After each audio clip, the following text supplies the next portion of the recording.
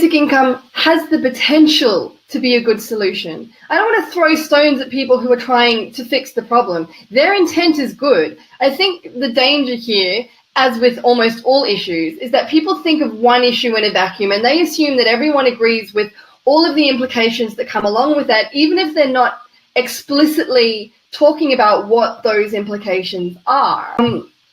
People on the right like to think that everyone believes that a universal basic income is good because it means that less money gets to be paid into social welfare. People on the left believe that the universal income is good because it means that we no longer have to worry about employment as the main form of income. Both of those ideas are deeply flawed and deeply incorrect and come with a bunch of implications that aren't really being talked about. The danger with a universal basic income is that they can go, here's your $1,500 a month, but by the way, you now have to use that money to pay for your Medicare, for your healthcare, for your education, for all of the things that were currently being subsidized under Social Security. If that disappears, the universal basic income exists, but it's being paid back into the system that's creating the problems in the first place. You need a system that has affordable healthcare, competitive education that is incredibly affordable for the people and incredibly expensive for government. You need to be able to measure the health of the economy on consumer confidence instead of the fluctuations of the market. And these are all things that exist outside of whether we have a universal basic income or not. But I think people need to understand that a UBI has the potential to destroy the safety net and defeat the purpose that a universal basic income exists to address in the first place. And if people are spending the money being given to them by the government back on rent, mortgages, debt, what is the point? The money is still going to enhance the income of people who don't even need it in the first place. So whether we have a job guarantee program or whether it exists in the form of a universal basic income, it needs to be structured in a way that keeps money flowing in and out of the economy, that empowers people to be able to afford the very basic necessities, a roof over their head, food on the table, and the kind of education that makes them employable in the long term. Outside of that, it would be very nice for people to be able to save for a rainy day, because we all have emergencies where our car breaks down or, God forbid, we get sick. You know, people need to have some money put aside to deal with that, particularly in America, because your healthcare costs are exponentially more expensive than anywhere else in the world.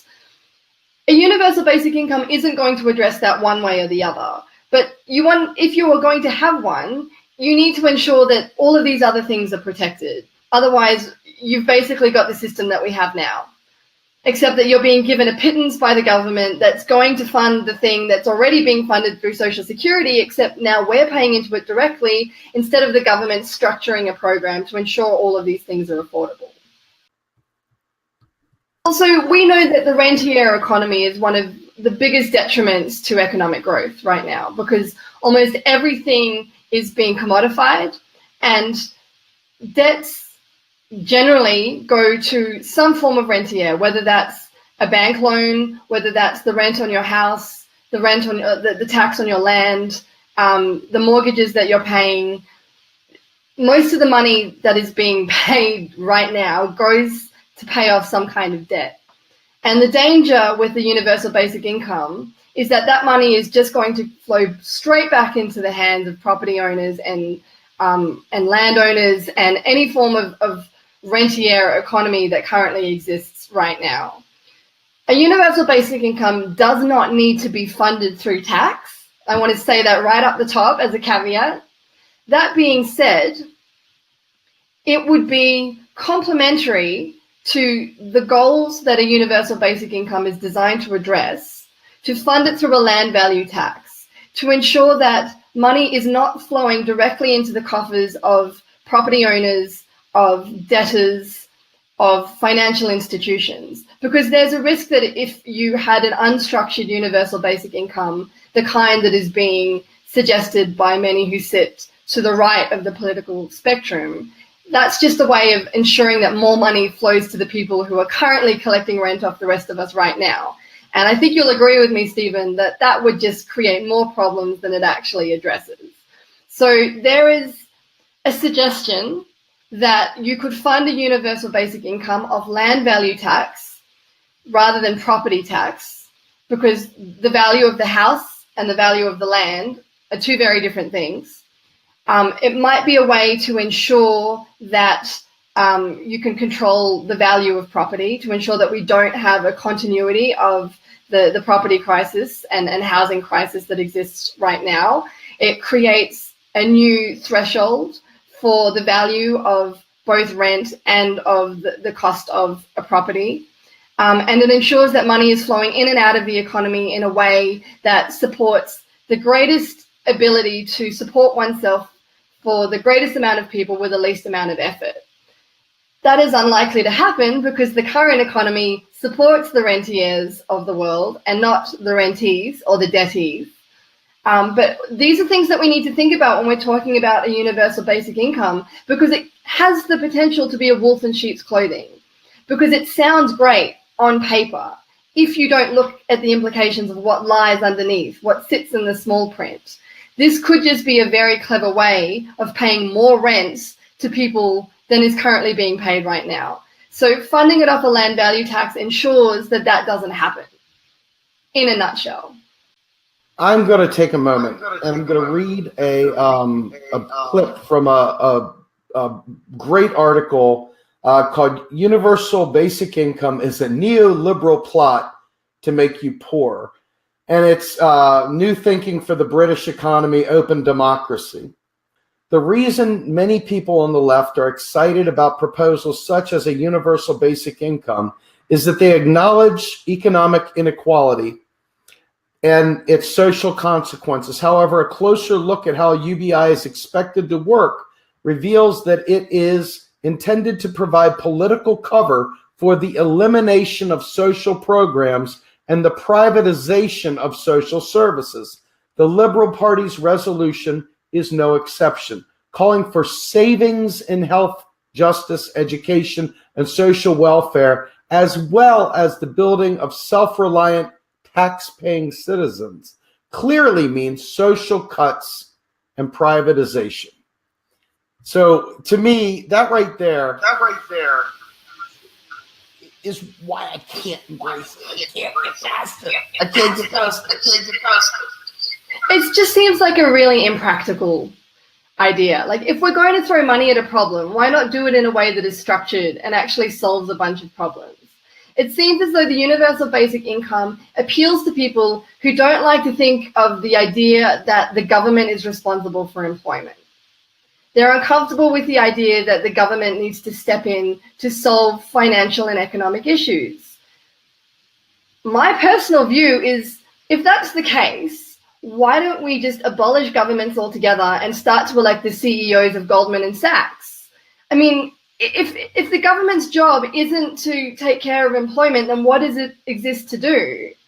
Except to fund subsidies and ensure that they flow to the corporate sector, which again, if that's the case, then corporations should be the ones that are voting, not people.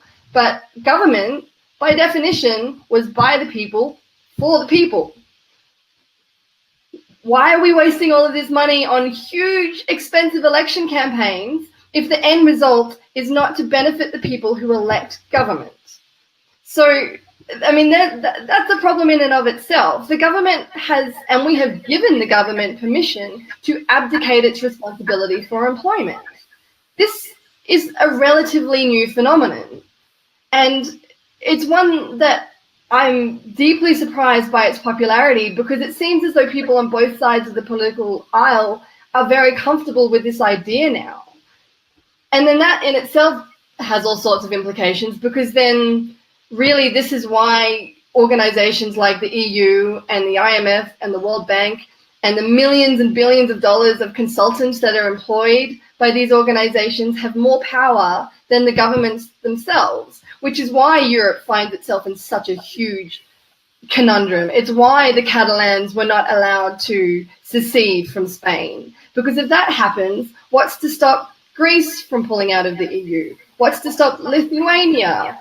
You know, there are a whole bunch of countries that would probably like to have their central banks back and have control over their own currencies again, because unless you're France or Germany, the EU has not necessarily been that beneficial to these smaller member nations.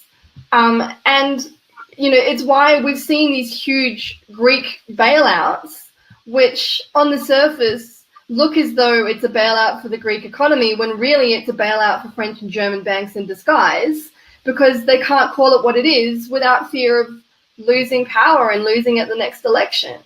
So again, I think America in particular and America's conservatives are very good at giving very, very effective and appealing sounding names to things, like death tax, for example. But it doesn't, by definition, describe what it is, because if it described what it is, I think people would have a lot more questions about how it actually operates. So we need to be careful with the labels that we give things, and we need to ensure that we give all of these issues the time and attention that it needs. And we need to ensure that it reaches the right people so that more of us are actually engaged and involved in the process and understand the implications of all of these big decisions that are being made on our behalf, a lot of the time without our permission. And I've said this before in a number of the things that I've written, but it is our threshold for this kind of BS that is keeping this system afloat. The only reason that a wage was created at all, let alone a minimum wage, was to prevent the overthrow of government. Once people realize that, I think they'll realize they have a lot more power to influence political change and economic and financial change than they're giving themselves credit for. So I think we just need to continue to very carefully and meticulously examine these ideas without throwing stones at the people that are suggesting these ideas, like a universal basic income, because it's designed to be deceptive. And while a lot of us are discussing it as though it's well-intentioned and it has the potential to be, let's not throw out the baby with the bathwater, and let's not alienate people who would like to be a part of the solution. It's happening right here in front of us that governments are not protecting the people. Governments are protecting corporations, and they're protecting these large wealth owners as opposed to the people. So it really is a hidden serfdom. I mean, you've really created a slavery that has been very, very hidden, very stealth mode. And it's quite obvious. And part of it is just like anybody on a plantation, if they're kept ignorant and they're kept unaware of their power and they're kept completely out of the loop as to what is going on, they will go along to get along because that's the only reality they know. But when you expose them, and this is what we're trying to do repeatedly, is expose people to these economic truths, these economic lenses, these perspectives, so that people own their power instead of waiting for some politician to decide it's okay. That's my biggest fault with the Sanders folks, even my friends in the Sanders movement. If Bernie didn't say it, it ain't so. So they're willing to live in this paradigm that's waiting for him to give them the okay. And that right there is unsustainable, because the things that we need to do require us to be bigger and badder than any politician and any political structure. We need to be united to be able to push these and no longer accept it. That was the key that you said. We accept this stuff. If we stopped accepting it, they would literally have a choice of having to either serve the people or deal with tremendous unrest.